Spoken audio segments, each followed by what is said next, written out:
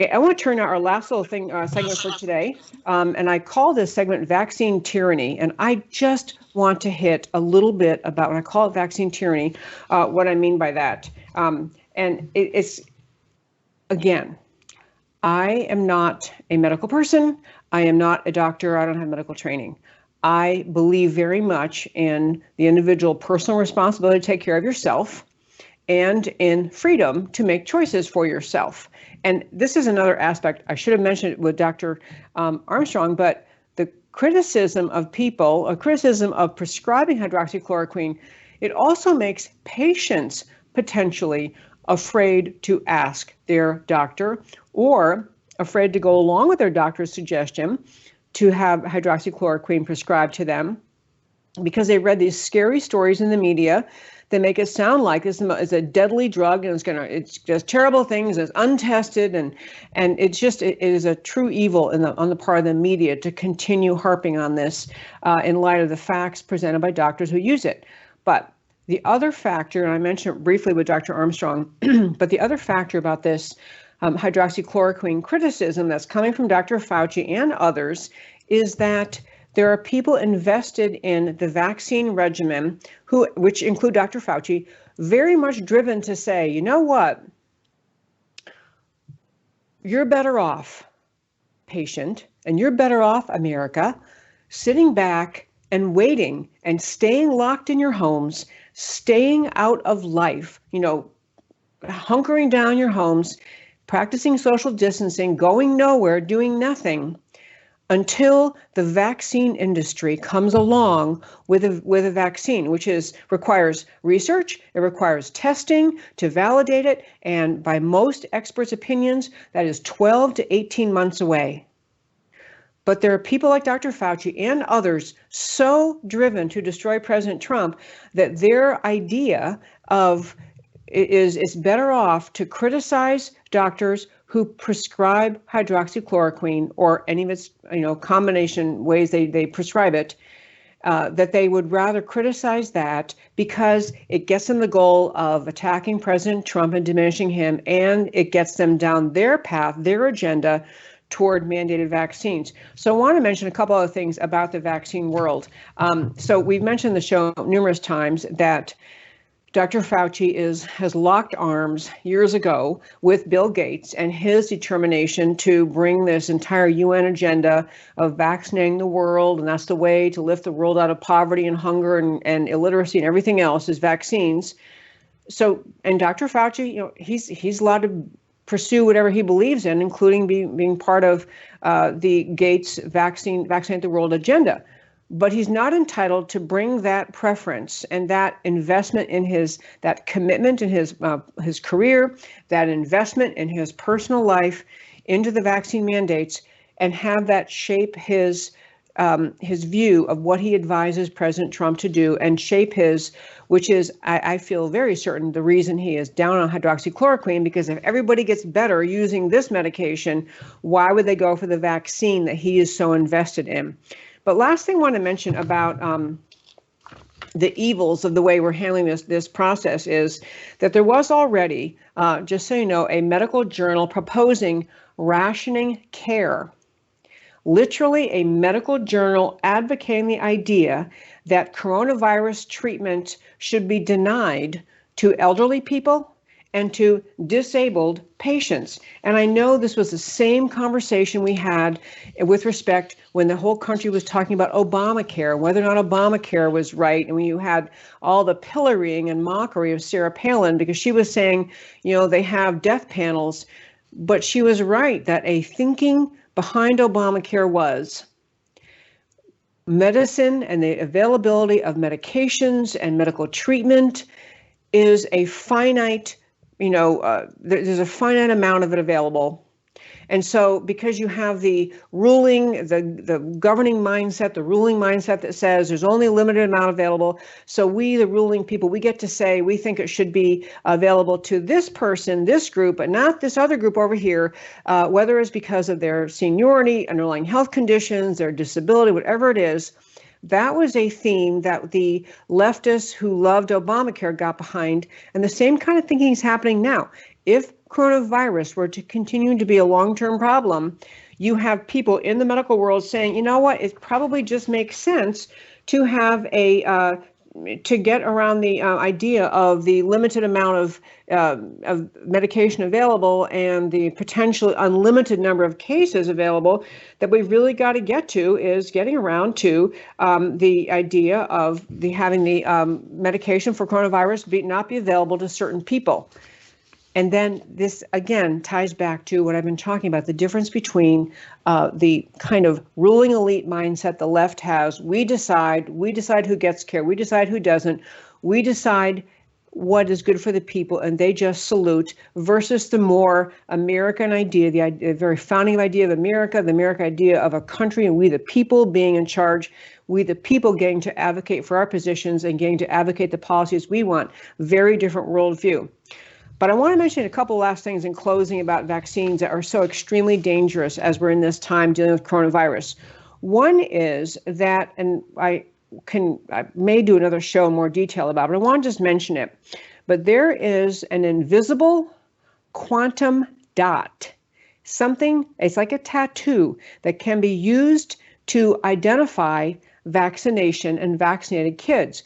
It's the idea that putting in the very content of the vaccine itself, something, and to use an analogy that you can picture, a tattoo that essentially allows, once a child or person has been vaccinated, you can, with a test, a remote person, someone just talking to that patient, that child or adult, can use an app on their phone. This is something, by the way, researchers at MIT have developed. So someone can use an app on their phone, and if they get near someone who's had one of these vaccines with this quantum dot tattooed into the vaccine, they can get on their phone and check and say, yep, this kid is vaccinated, or this kid is not vaccinated. You know, this kid doesn't have the latest vaccinations, has missed a few, whatever they would come up with their analysis. The point being that they're able to put into vaccines the ability to assess whether you had that vaccine. Right now, you know, when you send your kids to school, and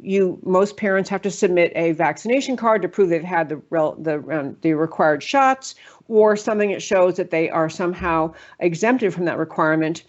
But the only way you know that as a school is a form, is a document you get from the parent or from the state or from the doctor that lists the vaccinations that the kids had. This would this would cut out the school, the parents, the doctors, everybody else. The kid gets a vaccine and the kid goes to school, and the school can test whether you've had the vaccine. Well, that ability to put into a vaccine a tracer, essentially something that you can trace and find out if they have the vaccine or not, is now a reality. It's not just a kind of a science fiction possibility. Researchers from MIT have come up with this. So combine that fact with, there's now talk, including Dr. Fauci, about the idea that coronavirus immunity cards are being discussed. Fauci is acknowledging that coronavirus immunity cards are being discussed. So let's say this virus problem goes on in America for months and months, or some people say come back in the fall, come back every year, mutate, come back. And at some point, the ruling class mindset will say, look, we can't have people walking around who are not immune, people walking around. And so we want to know either who's had the vaccination or who is immune to it because they've had coronavirus and they developed the antibodies. So he's talking about the idea of whether they should develop in America a system where you have to show that you've been vaccinated from coronavirus. You have to show vaccinated or immunity, meaning you went through having had the disease. The idea being they don't want all these people out there who haven't been vaccinated. And then the idea that this virus could go on and on, as they're discussing, it gets you to realizing how much people with a political determination to be the ruling class can use a health alert, a health scare like coronavirus to control and regiment more of individual Americans' lives to take away freedom. Imagine how they could use this. Imagine if they come up with a vaccine. They swear it's wonderful, it's perfect, no side effects, everybody will be fine. They want to get everyone vaccinated. And I'm going to guess there's going to be a healthy portion of Americans, I don't know what percent, but some percent will say, I really don't want to get the vaccine. I'm young, I'm healthy, I never get the flu vaccine, I really hardly ever get sick, I didn't get the pneumonia vaccine, I don't get vaccines, and I feel fine. And I would rather take the risk of being out in public, doing my life, and not get the vaccination. There will be a significant portion of Americans who have that view. So what does the government do about those people? I mean, right now, people, may feel, they point out, well, the flu vaccine, for example, is voluntary. You don't have to do it. Well, and right now the coronavirus vaccine is voluntary. But if this ID card system starts, and they can say, well, no one's going to make you get the vaccine. Fine. You don't want to get the vaccine, don't get it. But you know what? We're going to know you didn't get it. And during times when we're in flu season and you're driving around in your car, or you're at the grocery store, or you're going to work, you might be stopped and you might be asked, where's your coronavirus immunity card? Where's your vaccine card? And you say, well, I chose not to get the vaccine. So what kind of regulations could they put on that? Well, you know what? You didn't get the vaccine. We're in a period of time right now. We're worried about the coronavirus. You need to go home. Or you can't come out of your house without your vaccine card. Or you can't go to public events without your vaccine card. You can't go to large public events with other people around without your vaccine card. If you think what I'm saying is hypothetical, this is already being discussed in the United Kingdom.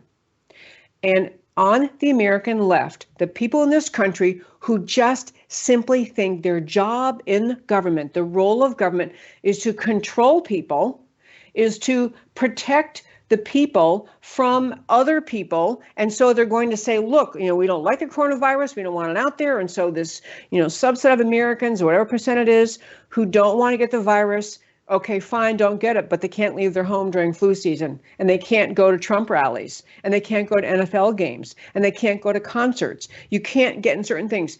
I know what I'm saying could sound to some people like it's extreme, it's fanciful, that's never going to happen here. But ask yourself 2 months ago in February, when the economy was rolling along and everything was great, or at the end of 2019, the start of 2020, the economy is great, everything's going well. Trump rallies are, 2 or 3 a week sometimes and packed with people. How could we have gotten from that America in January this year to the America we're living in now, where you can't even be with 10 people at the same time? When you get stopped, as you can in Texas, when you're out, to be asked where you're going. Is this an essential activity? Why aren't you home? How dare you be outside? When you have neighbors tattling on each other. The way a society surrenders freedom is rarely overnight.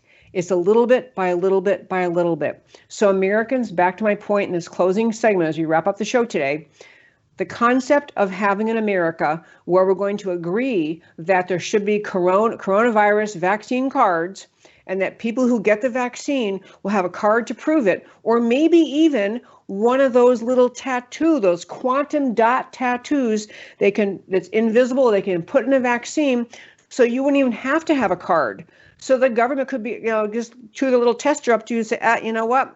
So-and-so, you didn't get the vaccine. Sorry, you got to go home. You can't be at this event. You can't be in the store. You can't be here. You can't be there. I know these things sound far-fetched, and I know the left is working very hard to paint concerns like I am laying out as though they are tinfoil hat crazy. Only the crazy tinfoil, Tea Party, crazy Republicans would be worried about such a thing. But the fact is, people like Anthony Fauci and Bill Gates and Deborah Birx and other people who believe that their role as public health policy makers means they get to decide what is the best plan for everyone, and they get to force it on people in one way or another. Those people are all around us in the medical world and in government and the American left. The idea that to use a public health scare to control freedom we're seeing that happen. We're seeing what it is right now. We're seeing how the left, the governor of Michigan is deciding you can't even go to your lake house from your own home to your own lake house because she's in charge and she said so. And Home Depot can't sell certain items because she's deemed them as, non-essential. So you can't sell those. This little inner tyrant mindset exists in too many people in this country. And it's incumbent on people like us, like you, like me, who love freedom to say, you know what, no thanks on this endless effort to, no thanks, I'm sorry, anyway, no thanks to this idea to use the virus, to use the threat of the virus as a means of controlling people. No thanks to a vaccine card that's going to be checked by the government before you leave your home. We can actually watch our freedom fritter away by succumbing to government suggestions or ideas to protect us.